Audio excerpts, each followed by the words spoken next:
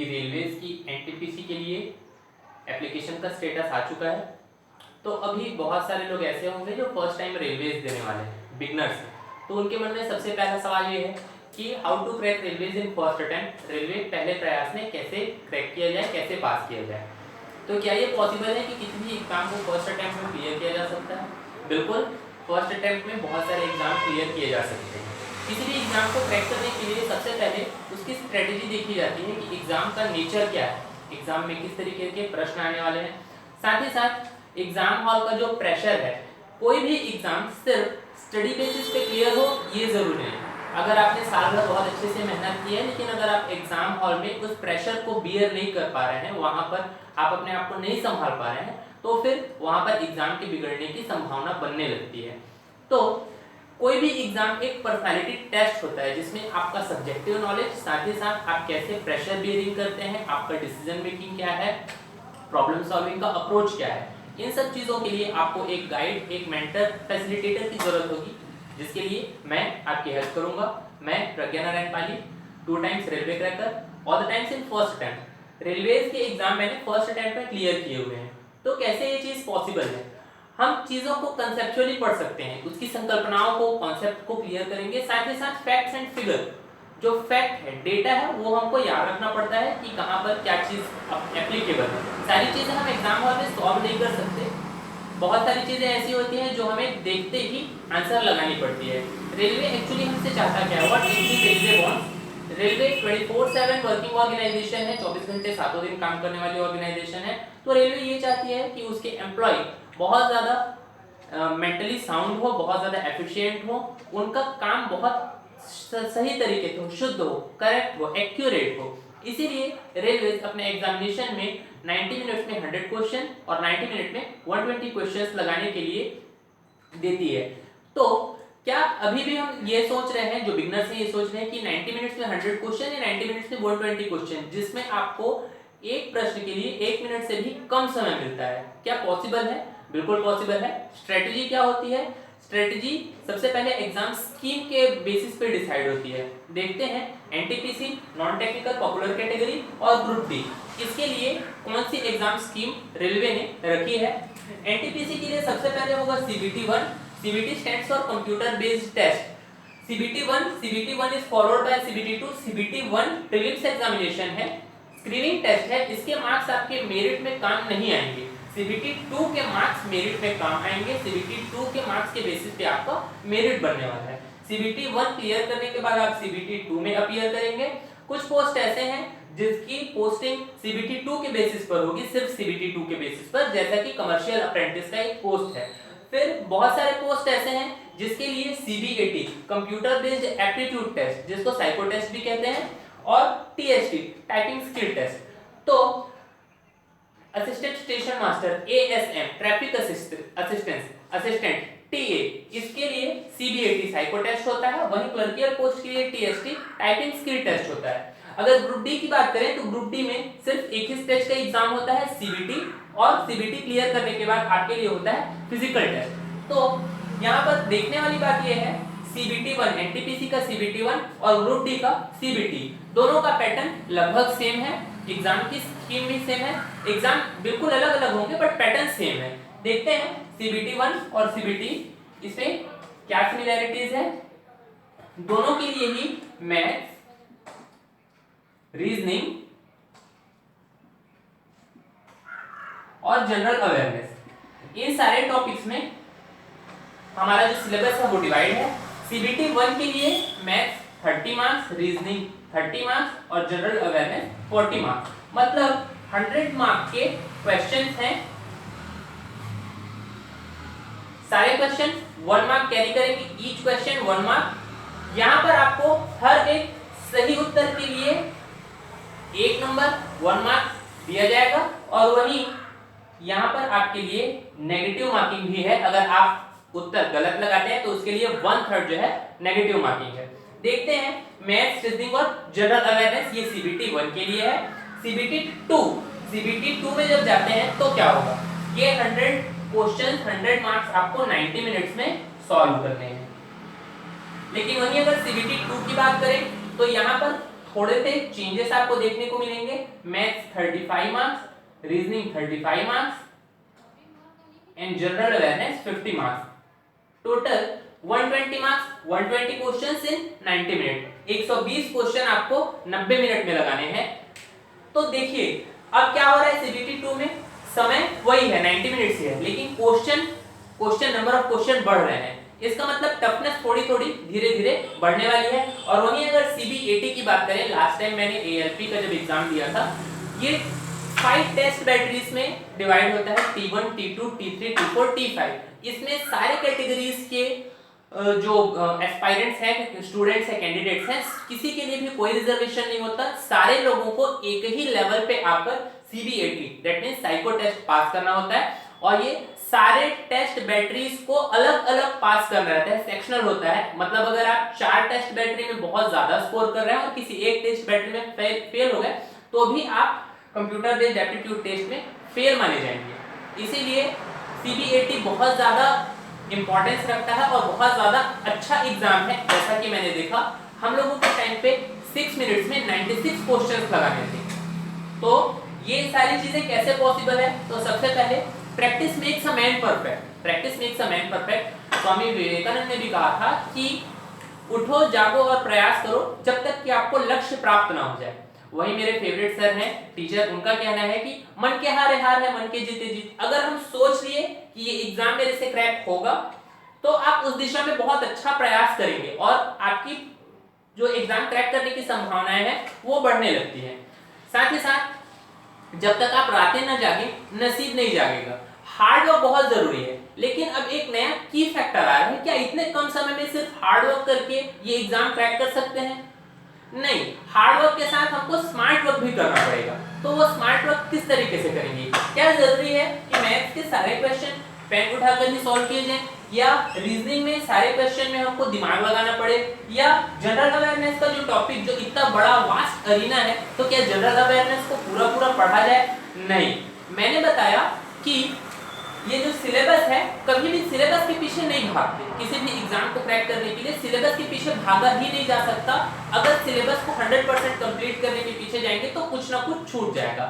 हमको ये देखना है कि स्ट्रॉन्ग पार्ट कौन सा है, कहां से कन्वेंशनली क्वेश्चन आ रहे हैं। हमेशा किधर से क्वेश्चन आते हैं, किस सेक्शन से क्वेश्चन आते हैं। अगर हम उस पार्ट को स्ट्रॉन्ग कर लेते हैं तो हम एक सेफ जोन की तरफ आगे बढ़ने लगते हैं, हम अपनी सीट सिक्योर करने लगते हैं। देखते चलते हैं मैथ, रीजनिंग और जनरल अवेयरनेस किस किस टॉपिक से लास्ट टाइम क्वेश्चन आए थे और किस तरीके से कन्वेंशनली क्वेश्चन पूछा जाता है। मैथ में सबसे पहला टॉपिक होता है नंबर सिस्टम, संख्या पद्धति। यहाँ से हमेशा प्रश्न पूछे जाते हैं। नंबर सिस्टम से इकाई का अंक ज्ञात करना, यूनिट प्लेस का जो नंबर है वो फाइंड करना। उसके बाद कुछ फॉर्मूलेस होते हैं, a+b होल स्क्वायर, इस टाइप के प्रश्न हमेशा से पूछे जाते हैं। उसके बाद LCM, HCF, लघुत्तम समापवर्तक, महत्तम समापवर्तक, यहां से प्रश्न आते हैं। दशमलव, डेसिमल, भिन्न, फ्रैक्शन, सिंप्लीफिकेशन, सरलीकरण,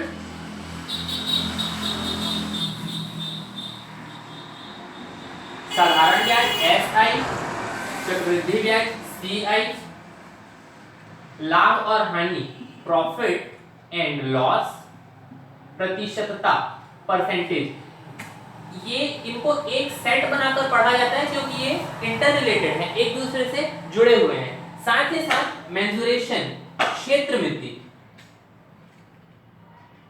सरफेस एरिया वॉल्यूम, यहां से mensuration, surface area volume. Railway का एग्जाम है तो रेल संबंधित प्रश्न, क्वेश्चंस रिलेटेड टू ट्रेन्स। यहां पर देखेंगे समय और दूरी, टाइम एंड डिस्टेंस।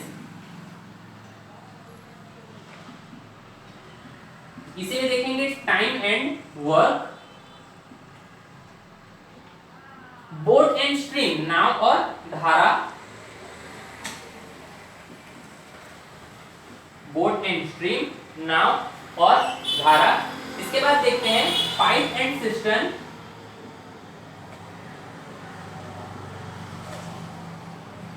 पाइप और टंकी से संबंधित प्रश्न। इसी के बाद देखते हैं दौड़ के प्रश्न आते हैं, कैलेंडर के प्रश्न आते हैं। साथ ही साथ कुछ प्रश्न ऐसे हैं जो इंटर रिलेटेड रहते हैं, एक प्रश्न में 3-4 प्रश्न समाये हुए रहते हैं, जो होते हैं बार ग्राफ के,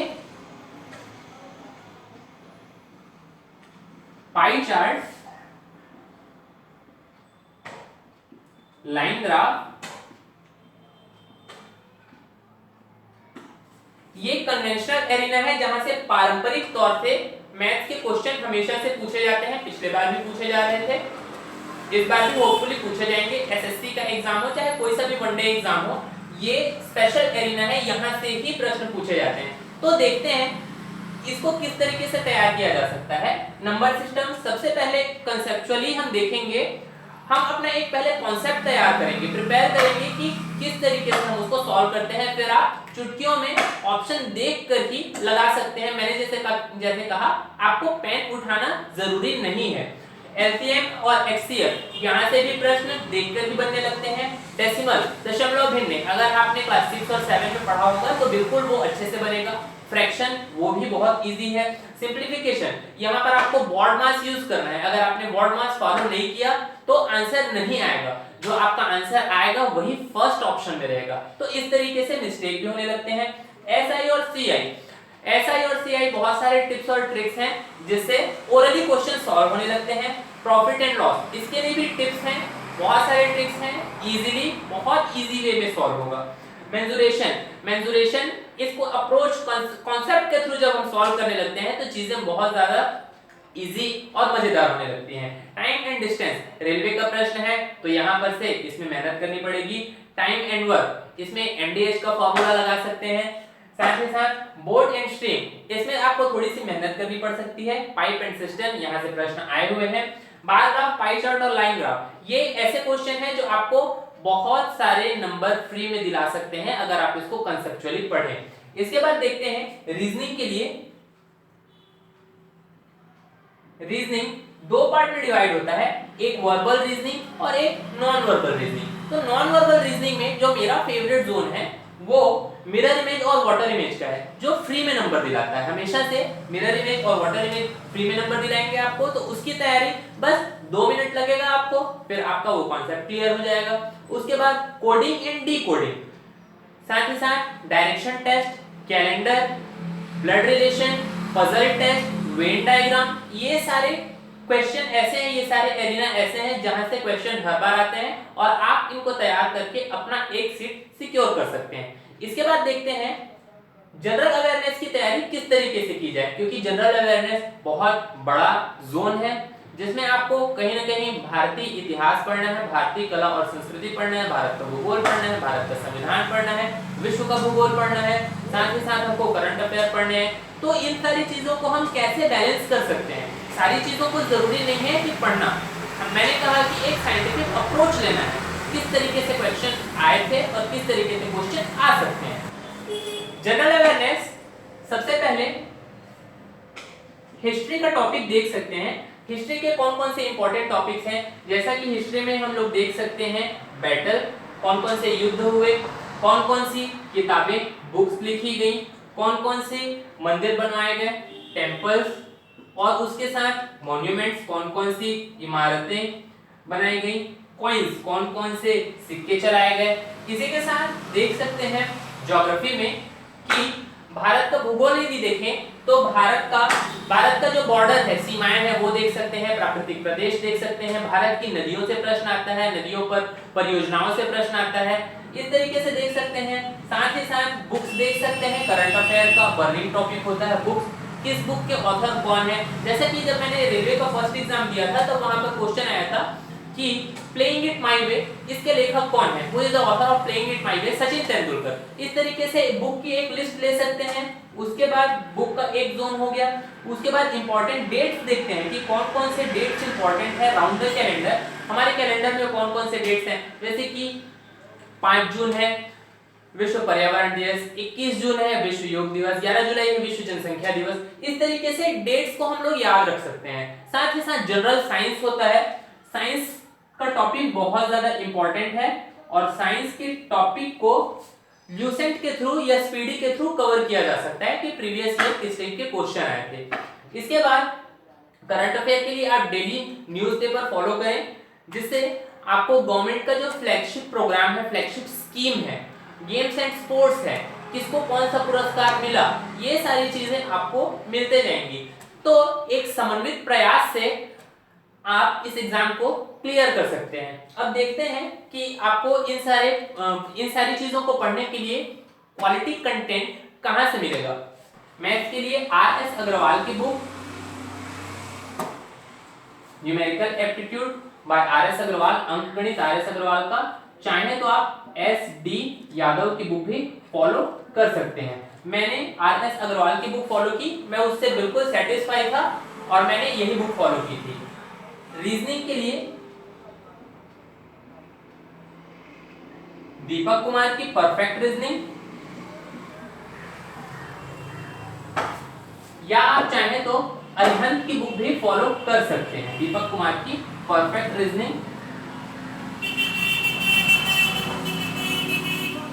जनरल अवेयरनेस अगर आप बिगनर हैं, फर्स्ट टाइम दे रहे हैं, तो मेरी सलाह आपको यह है कि आप सबसे पहले ल्यूसेंट जीके पढ़ना स्टार्ट करें। ल्यूसेंट जीके पढ़ने के बाद आपको कंटेंट मिलते जाएगा, नई टर्मिनोलॉजी, जो नई चीजें हैं एटलीस्ट आपके दिमाग में धीरे धीरे बैठते जाएंगे, फिर आप उसको और ज्यादा बेहतर तरीके से समझ पाएंगे, पढ़ पाएंगे। ल्यूसेंट के जीके को पढ़ने के बाद आप साइंस के लिए या फिर रेलवेज के लिए ही स्पीडी की बुक फॉलो कर सकते हैं। स्पीडी साइंस के लिए मुझे बहुत अच्छी लगी, मैंने स्पीडी फॉलो की थी। स्पीडी में रेलवे के प्रीवियस ईयर के क्वेश्चंस रहते हैं जो आपको हेल्पफुल रहेंगे कि किस टाइप से हम तैयार करें। कभी कभी अगर क्वेश्चन रिपीट हो जाते हैं तो आपके लिए वो एक जैकपॉट हो सकता है। इसके बाद डेली वन नेशनल न्यूज़पेपर,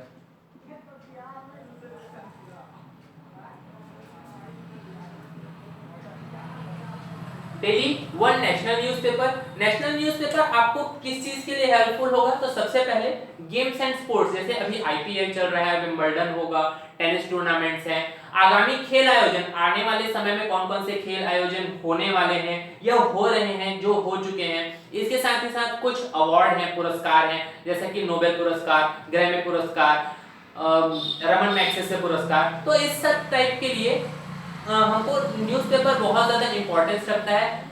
यहाँ से प्रश्न आते हैं, जब मैंने रिलीज दिया था तब उस समय प्रश्न आया था कि राष्ट्रीय महिला आयोग के अध्यक्ष कौन है उस समय। तो हम लोगों को ये सारी चीजें बैठकर रटने की चीजें नहीं है। मैंने पहले बोला कि क्या पढ़ें, कैसा पढ़ें, कितना पढ़ें, कैसे पढ़ें, और सबसे इंपॉर्टेंट चीज क्या ना पढ़ें।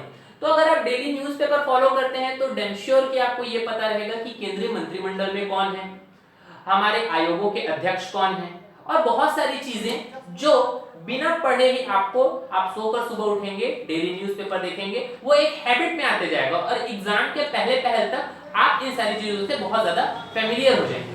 तो इस तरीके से हम अभी भी बचे हुए समय में रेलवे का एग्जाम क्रैक कर सकते हैं। और मोस्ट इंपॉर्टेंट चीज यहाँ पर ये है टेस्ट सीरीज। मैं आपको सलाह दूंगा कि आप टेस्ट सीरीज ज्वाइन कर लें। ऑनलाइन प्लेटफॉर्म पे बहुत सारी टेस्ट सीरीज अवेलेबल है। टेस्ट सीरीज का बेनिफिट क्या है, जो बिगनर्स हैं, जो फर्स्ट टाइम एग्जाम देने वाले हैं, सबसे पहले आपको स्क्रीन से फैमिलियर होना है कि एग्जाम हॉल में स्क्रीन आपको कैसा मिलने वाला है, क्वेश्चन किधर पे रहेंगे, टाइमर कहां पर होगा, आपको वहां पर टाइम मैनेजमेंट करना है, that means pressure bearing capacity, वहां पर टाइमर बिल्कुल भी नहीं रुकने वाला, टाइमर बहुत स्पीड से मूव करता है, बहुत जल्दी जल्दी चलने लगता है। तो at least twice you have to meet all the question, twice you have to visit all the question। उतने 90 मिनट में आपको हर 100 क्वेश्चन को कम से कम 2 बार विजिट करना पड़ेगा। तो मेरी स्ट्रेटेजी क्या कहती है, first cycle 40 question, next cycle 40 question. अगर आप पहले साइकिल में 40 क्वेश्चन सही कर लेते हैं, इसका मतलब आप एक सही दिशा में जा रहे हैं, मतलब आप अपनी सीट सिक्योर कर रहे हैं। उसके बाद नेक्स्ट साइकिल फिर था 40 क्वेश्चन। 40 जरूरी नहीं है कि वो 40 के 40 लगे, लेकिन ट्राई करना है कि 40 लग जाए। उसके बाद अगर थर्ड साइकिल में कुछ बच गया, हमको यहाँ पर अपने मन से तीर तुक्का नहीं लगाना रहता। जो चीज सही है, फैक्ट एंड फिगर, जो सही है वो सही है, क्योंकि एक एक नेगेटिव मार्किंग आपको मेरिट से बाहर कर सकती है। ओके, टेस्ट सीरीज बहुत ज्यादा इंपॉर्टेंस इसलिए रख रहा था। आपको स्क्रॉल कहां से करना है, सबमिट कैसे करना है, save and next, first section two next section another section, ये सारी चीजें आपको लैंग्वेज बदलने के लिए आना चाहिए, English to Hindi, Hindi to English, other languages.